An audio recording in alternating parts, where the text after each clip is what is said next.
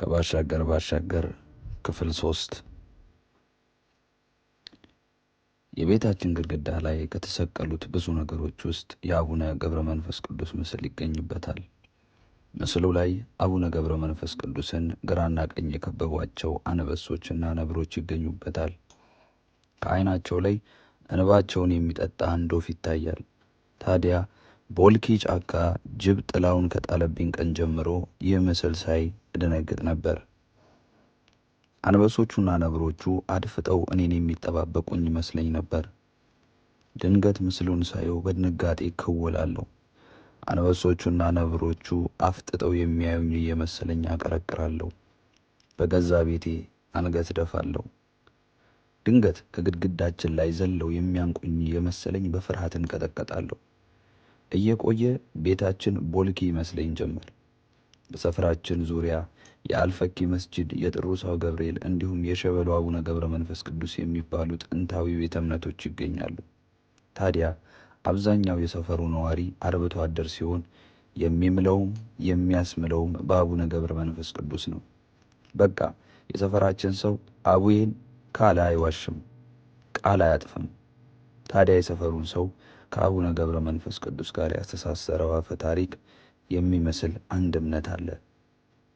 አንድ እረኛ ከአቅሙ በላይ የሆነ አውሬ ሲያጋጥመው በጎችን ወይም ፍየሎችን ሊነጥቀው ሲመጣ በግራ እጁ አይበሉባ ቀኝ እጁ አይኑን ሸፍኖ በማቀርቀር ወይኔ አይኔን ስላቦ፣ ወይኔ አይኔን ስላቦ፣ ወይኔ አይኔን ስላቦ በማለት ከተለማመነ የመጣው አውሬ የቱንም ያህል የተራበ ቢሆን ምንም ነገር ሳይነካበት ወደ መጣበት ይመለሳል ተብሎ ይታመናል።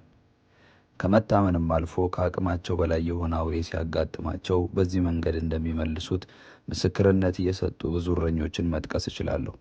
ምስክርነቱን አባቴ ስለማያምንበት ሳልጠቅስ አልፌዋለሁ። ወደ ነበርንበት ስንመለስ በቦልኪ ጫካ ጅብ ጥላውን ጥሎብኝ ካደረቀኝ በኋላ ድፍረት የማገኝበት ንጹሕ ፈሪ ሆኛለሁ። አባቴ ለሁለተኛ ጊዜ ጫካ ከበጎቹ ጋር ይዞኝ ሄደ። አስገድዶ ወስዶኝ ብል ይቀለኛል።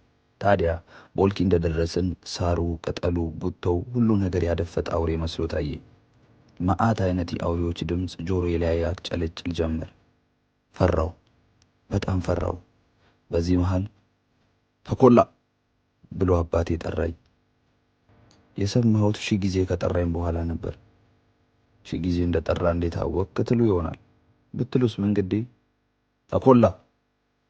አቤት ጋሼ። 1000 ጊዜ ስጠራ ምን ይለጉማል ወይስ ደነቆርክ አለኝ።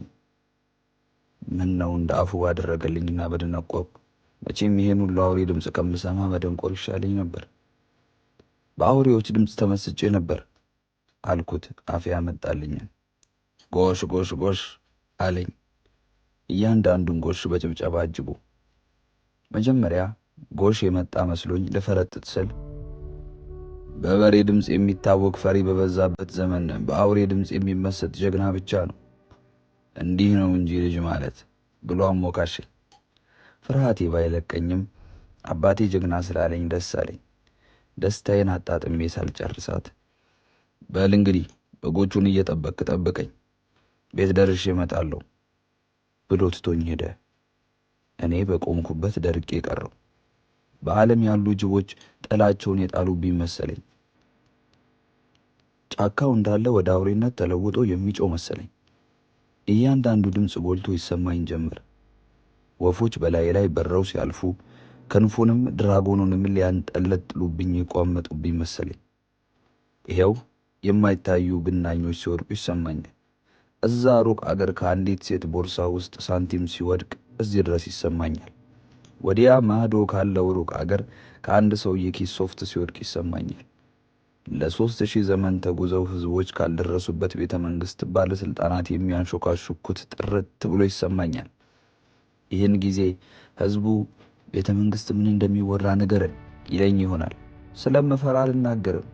ይኸው የኔ ቢጤዎች በየቦታው የሚያንኮሻኩሹት የሳንቲም ድምፅ እዚህ ድረስ ይሰማኛል። ምን አለፋችሁ የማይሰማኝ ነገር የለም። በቆምኩበት ስንት ክፍለ ዘመን እንዳለፈኝ አላውቅም።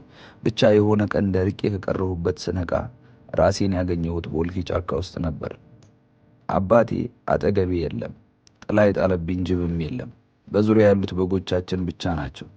ምናልባትም እየጠበቁኝ ይሆናል። በጫካው ውስጥ የተለያየ አውሬ ድምፅ ይስተጋባል። ምን እንደገፈተረኝ አላውቅም። ተንደርድሬ ፊት ለፊቴ የሚገኝ ረጅም የጥድ ዛፍ ላይ ተሰቀልኩ። በዚህ ፍጥነት እንኳን የጥድ ዛፍ ላይ ቀርቶ አንድ ደረጃ አይወጣም። እኔ ግን ፍርሃት አስማተኛ አደረገኝ። የጥዱ ጫፍ ላይ ሆኜ ከአቅሜ በላይ የሆነ አውሬ ሳይመጣ በፊት ቅድመ አውሬ መከላከያ ጸሎት ማድረግ ጀመርኩ። ምን አይነት አውሬ ሳላይ በግራ እጄ አይበሉባ በቀኝ እጄ አይኔን ሸፍኜ በማቀርቀር እንዳልሞ ተኳሽ በግራ አይኔ በጎቻችንን እያየው ወይኔ አይኔን ስላቦ፣ ወይኔ አይኔን ስላቦ፣ ወይኔ አይኔን ስላቦ ማለት ጀመርኩ። ነገር ግን አባቴ ወደ ቤት ሊሄድ ብሎ በቅርብ ርቀት ተደብቆ ነገር ስራዬን ሲከታተለኝ ስለነበር ከጥዱ ስር ሆኖ ሽቅብ እየተመለከተኝ ውረድ አለኝ በቁጣ። መጀመሪያ የሆነ አውሬ አጠገቤ የጮኸ መስሎኝ በቀኝ እጅ ያዝኩትን የጥድ ቅርንጫፍ ለቀቄ ወደ መሬት ተምዘግዝጌ ልፈጠፈጥ ነበር። ነገር ግን ከሰማይ ጠቀስ ዛፍ ላይ ለመፈጥፈጥ የሚሆን ድፍረት ከየት ላምጣ? እንደነገርኳችሁ ጥንቅቅ ያልኩ ፈሪ ነኝ። ውረድ አለኝ ደግሞ። አባቴ መሆኑን ሳውቅ ከዛፉ ላይ ተወርውሬ አንገቱ ላይ መጠምጠም አምሮኝ ነበር። ነገር ግን ስለራቀብኝ እየተንፏቀቅኩ መውረድ ጀመርኩ። አባቴ በጣም ተናዶብኝ ስለነበር መሬት እስክደርስ አልታገሰኝም። ለመውረድ ትንሽ ሲቀረኝ ተንጠራርቶ ይዞኝ ከመሬት ደባለቀኝ። ከመሬት አንስቶ እስከሚያጋሳኝ ገረፈኝ። የባህር ዛፍ ልምጭ፣ የወይራ ጨፈቃ፣ የኮሶ ሽመል፣ የዋንዛ ዱላ በተለያዩ ዛፎች ልምጭ ገረፈኝ። ሁሉንም ላይ ጨረሳቸው። ከዛን ቀን ጀምሮ የእጽዋት ምርቶች ሲባል ጨፈቃ፣ ዱላ፣ ልምጭ፣ ከዘራ ወዘተ ይመስለኛል። አባቴ ገርፎኝ ንዴቱ አይወጣለትም። ክንዱ ስለዛለ ተወኝ። ሲገርፈኝ በእያንዳንዱ ግርፊያ ውስጥ የሚሰሙኝ 3 ቃሎች ነበሩ። ቦቅባቃ፣ ሽንታ፣ ወሸላ። ራሱ አስገርዞኝ ወሸላ ማለቱ አልገባኝም። እኔ በግ ጠብቅ ብዬ እሄዳለሁ፣ አንተ ወይኔ አይኔን ስላቦ እያልክ ልመና ትማርልኛለህ የሚሉ ነበሩ። ከጊዜ በኋላ ከዚሁ ፍርሃቴ ጋር አድጌ አንድ ቀን ለጓደኛዬ ውስቁ በቦልኪ ጫካ ጅብ ጥላውን ጥሎብኝ አድርቆ እንዳስቀረኝ ሳጫውተው ስቆ አለፈኝ። ቆይቶ የ7ኛ ክፍል ተማሪ እያለን ሁስቁን እንዲህ ስል ጠየቅኩት። ጥንታውያን ግብጾች ረጅም ዓመት ሬሳ ሳይበሰብስ ደርቆ እንዲቆይ የሚያደርጉበት መድኃኒት ምን ነበር? መሚ ብሎ መለሰልኝ። አዎ መሚ። ከምንድን ነው የሚሰራው? ከጅብ ጥላ አለኝ ፈጠን ብሎ። አልሳኩበትም፣ አመንኩት።